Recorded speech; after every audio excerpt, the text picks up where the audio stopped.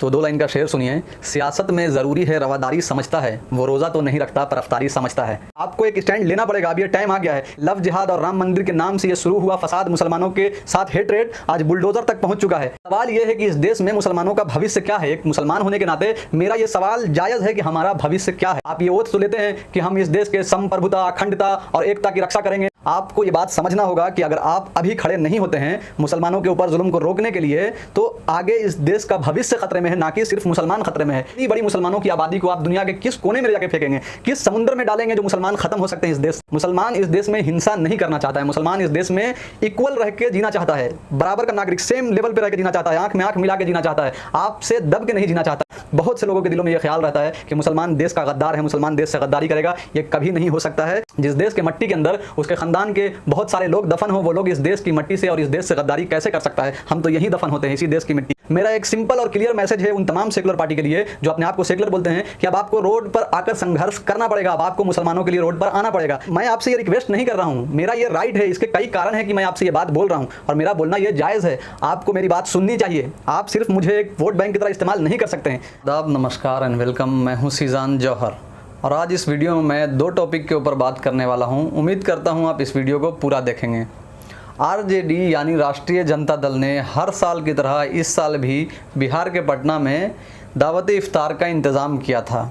बहुत सारे लोग इसे इफ्तार पार्टी भी कहते हैं, पर मैं आपको ये साफ़ कर देना चाहता हूँ कि इफ्तार के वक्त किसी तरह का पार्टी नहीं होता है। ये आपका डाउट मैं क्लियर कर दे रहा हूँ। दूसरी बात ये कि इस इफ्तार की दावत में कुछ ख़ास था और ख़ास ये था कि इस बार आरजेडी की तरफ से नीतीश कुमार को इफ्तार की दावत दी गई थी और इस दावत को नीतीश कुमार ने भी स्वीकार किया और वो इफ्तार से थोड़े देर पहले अपने मुख्यमंत्री आवास से निकलकर पैदल ही राबड़ी देवी के घर पर पहुंच गए और रोज़ेदारों के साथ मिल करके दावत इफ्तार का मज़ा लिया, यानी इफ्तार किया। इन सबको मीडिया कवरेज बहुत ज़्यादा मिला। बहुत सारे लोग बहुत अलग अलग कयास लगा रहे हैं। कई लोगों का ये कहना है कि बिहार में एनडीए की गठबंधन वाली सरकार गिरने वाली है, नीतीश कुमार फिर से पाला बदलने वाले हैं। पर मैं अपने हिसाब से अगर ये कहूँ तो अभी ये कहना जल्दबाजी होगा कि नीतीश कुमार फिर से पाला बदलने वाले हैं। पर हाँ, ऐसा हो सकता है वक्त आने पर। विपक्ष एक रणनीति के ऊपर काम कर रहा है और वो चाहता है कि 2024 के इलेक्शन में किसी तरह से भी नरेंद्र मोदी बीजेपी को रोका जाए सत्ता में आने से। और इसमें अगर नीतीश कुमार बीजेपी को छोड़ करके आरजेडी से हाथ मिला लेते हैं या कांग्रेस के साथ मिल जाते हैं तो इससे बिहार के अंदर बीजेपी को एक बड़ा नुकसान हो सकता है। खैर, ये तो हुई पॉलिटिकल बातें। आरजेडी और जेडीयू की तरफ से हर साल रमज़ान में इफ्तार का इंतज़ाम किया जाता है क्योंकि इफ्तार की दावत के बहाने ये बताया जाता है कि वो एक सेकुलर पार्टी हैं और मैं नीतीश कुमार को एक अच्छा मुख्यमंत्री, एक अच्छा नेता मानता हूं। वो मेरे फेवरेट मुख्यमंत्रियों में से एक हैं और तेजस्वी यादव को भी मैं एक अच्छा नेता, अच्छा इंसान मानता हूं। पर ये बात भी मैं साफ कह देना चाहता हूं कि ये जो इफ्तार का दावत दिया जाता है इसमें जो लोग शिरकत करते हैं यकीनन वो मुसलमान होते हैं ज़्यादातर, पर वो पार्टी के कार्यकर्ता होते हैं या छोटे मोटे नेता होते हैं। इसमें कोई आम मुसलमान नहीं जाता है। इससे आम मुसलमानों को कोई फ़र्क नहीं पड़ता है कि आरजेडी ने इफ्तार की दावत दी है या जेडीयू ने दिया है, क्योंकि इससे मुसलमानों को, आम मुसलमानों को कोई फ़ायदा नहीं होता है। इसके अलावा पार्टी अगर चाहे तो रमज़ान के महीने में बहुत सी दूसरी काम भी कर सकती है। चाहे तो मेरे मोहल्ले की गली को बनवा दे, इसमें हर साल बरसात के महीने में ठेंगने भर पानी भर जाता है।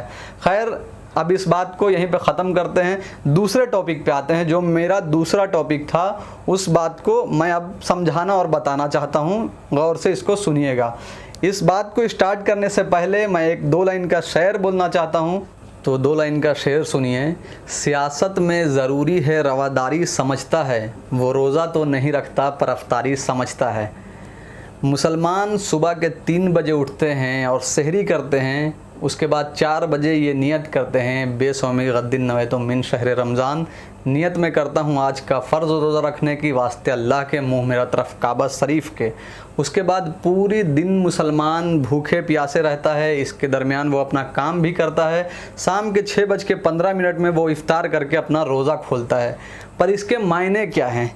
क्यों ऐसा करता है मुसलमान? इस बात को समझना चाहिए उन तमाम राजनीतिक पार्टियों को जो अपने आप को सेकुलर कहते हैं। तो बेहतर ये होगा आपके लिए कि आप दावत इफ्तार का इंतज़ाम ना करके आप रोज़ा रख के इस बात को अनुभव करें और समझें कि इसके मतलब क्या है, ऐसा क्यों मुसलमान करते हैं। ये बात हो गई। दूसरी बात ये कि इस रमज़ान के पाक महीने में जिस तरह से देश के अंदर राम नवमी के जुलूस में, एमपी में, राजस्थान में, बिहार के मुजफ्फरपुर में मस्जिद के ऊपर झंडा फहराया गया, मुसलमानों के साथ दंगा फसाद किया गया, मुसलमानों के घर को बुलडोज़र से ढहाया गया, ये सारा चीज़ आप लोगों ने देखा। उसके बाद दिल्ली के जहांगीरपुरी में जो जुलूस निकाला गया हनुमान जयंती का, उसमें भी मुसलमान की मस्जिदों को टारगेट किया गया और मुसलमानों के मोहल्ले में घुस करके जय श्री राम का नारा लगाया गया और बाद में अतिक्रमण के नाम पे मुसलमानों के ही बस्तियों को उजाड़ा गया, मुसलमानों के ही दुकानों को उजाड़ा गया। इसकी कई तस्वीर सामने हैं, सब लोगों ने देखा होगा। पर मेरा सवाल ये है कि इसमें विपक्ष का क्या रोल था? हम जिसे वोट देते हैं, हम जिसे सेकुलर पार्टी समझते हैं, हम जिसे अपना नेता समझते हैं, वो हमारे मुसीबत के घड़ी में हमारे साथ कहाँ तक खड़े थे? मैं आरजेडी के ट्विटर अकाउंट को फॉलो करता हूं और तेजस्वी यादव को भी फॉलो करता हूं। मैंने उनके ट्विटर पे हर तरह के बयान देखे हैं, मीसा भारती के भी बयान देखे हैं, पर ये काफ़ी नहीं है। आपको एक स्टैंड लेना पड़ेगा। अब ये टाइम आ गया है, क्योंकि आपने देखा होगा कि देश में कहाँ से ये चीज़ शुरू हुआ। लव जिहाद और राम मंदिर के नाम से ये शुरू हुआ फसाद, मुसलमानों के साथ हेटरेट आज बुलडोज़र तक पहुँच चुका है। बुलडोज़र से मुसलमानों के घरों को उजाड़ा जा रहा है, दंगे फसाद किए जा रहे हैं। ये हेटरेट जो मुसलमानों से नफ़रत है आगे कहाँ तक पहुँचेगा, इसका अंदाज़ा मुझे है। तो यकीनन आप इतने बड़े बड़े नेता हैं तो आपको भी होगा कि आगे ये कहाँ तक जाने वाला है। अब सवाल ये है कि इस देश में मुसलमानों का भविष्य क्या है? एक मुसलमान होने के नाते मेरा ये सवाल जायज़ है कि हमारा भविष्य क्या है। आपको हम वोट करते हैं, आप इस देश की डेमोक्रेसी को बचाने का काम नहीं करते हैं। आप ये ओथ तो लेते हैं कि हम इस देश के संप्रभुता, अखंडता और एकता की रक्षा करेंगे, पर आप इसमें कहाँ तक सक्षम हो सके हैं? आपने कहाँ तक इसको किया है, सफल बनाया है? जहाँ मुसलमानों के ऊपर जुल्म हो रहा है उसके लिए आप खड़े नहीं हो रहे हैं। आपको ये बात समझना होगा कि अगर आप अभी खड़े नहीं होते हैं मुसलमानों के ऊपर जुल्म को रोकने के लिए, तो आगे इस देश का भविष्य ख़तरे में है, ना कि सिर्फ मुसलमान ख़तरे में है। क्योंकि मुसलमान कोई 2, 4, 10 घर नहीं है इस देश के अंदर। ये बात आप समझते हैं बेहतर से। इतनी बड़ी मुसलमानों की आबादी को आप दुनिया के किस कोने में ले जाके फेंकेंगे, किस समुंदर में डालेंगे जो मुसलमान ख़त्म हो सकते हैं इस देश से?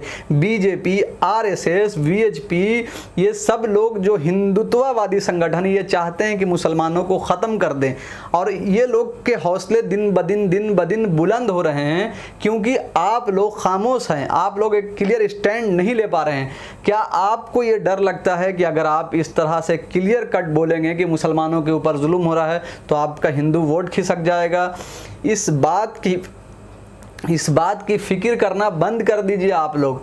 आप लोगों से मैं गुजारिश करता हूं, तमाम सेकुलर पार्टी से, चाहे वो आरजेडी हो, जेडीयू हो, ममता बनर्जी की पार्टी हो, बसपा हो, समाजवादी हो, ये तमाम लोगों से, जितनी सेकुलर पार्टी है इस देश के अंदर जो अपने आप को कहती है कि मैं सेकुलर हूं, तो सेकुलर कहना सिर्फ काफ़ी नहीं है। आपको बताना पड़ेगा कि यकीनन आप सेकुलर हैं।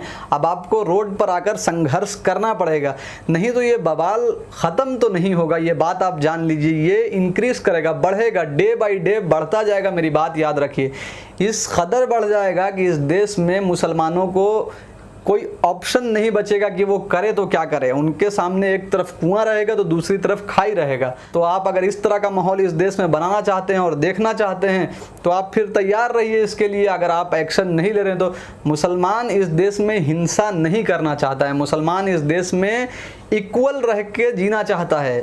बराबर का नागरिक, सेम लेवल पे रह के जीना चाहता है, आंख में आंख मिला के जीना चाहता है, आपसे दब के नहीं जीना चाहता है। जो ये आरएसएस वाले चाहते हैं कि सेकंड क्लास नागरिक बना दो मुसलमानों को, तो ये चीज़ मुसलमान एक्सेप्ट नहीं करेगा। मुसलमान मर जाएगा पर एक्सेप्ट नहीं करेगा, ये बात आपको समझना पड़ेगा। और जहाँ तक बात है, अगर आप मुसलमानों के हक़ के लिए लड़ेंगे तो मुसलमान इस देश के साथ गद्दारी नहीं करेगा, इस देश की भलाई के लिए हमेशा काम करेगा। बहुत से लोगों के दिलों में ये ख्याल रहता है कि मुसलमान देश का गद्दार है, मुसलमान देश से गद्दारी करेगा, ये कभी नहीं हो सकता है। ये हमें साफ बताया गया है, ये हमारा ईमान है कि जिस देश में रहते हो उस देश के साथ वफादारी करना आपके ऊपर लाजमी है, तो आप इससे गद्दारी नहीं कर सकते हैं। दूसरी बात यही कहना चाहता हूँ, जिस देश के मट्टी के अंदर उसके ख़ानदान के बहुत सारे लोग दफन हो, वो लोग इस देश की मट्टी से और इस देश से गद्दारी कैसे कर सकता है? हम तो यहीं दफन होते हैं, इसी देश की मिट्टी में, तो हम इस देश के साथ गद्दारी नहीं कर सकते हैं। मेरा एक सिंपल और क्लियर मैसेज है उन तमाम सेकुलर पार्टी के लिए जो अपने आप को सेकुलर बोलते हैं कि अब आपको रोड पर आकर संघर्ष करना पड़ेगा, अब आपको मुसलमानों के लिए रोड पर आना पड़ेगा। मैं आपसे ये रिक्वेस्ट नहीं कर रहा हूँ, मेरा ये राइट है, इसके कई कारण हैं कि मैं आपसे ये बात बोल रहा हूँ और मेरा बोलना ये जायज़ है। आपको मेरी बात सुननी चाहिए, आप सिर्फ मुझे एक वोट बैंक की तरह इस्तेमाल नहीं कर सकते हैं।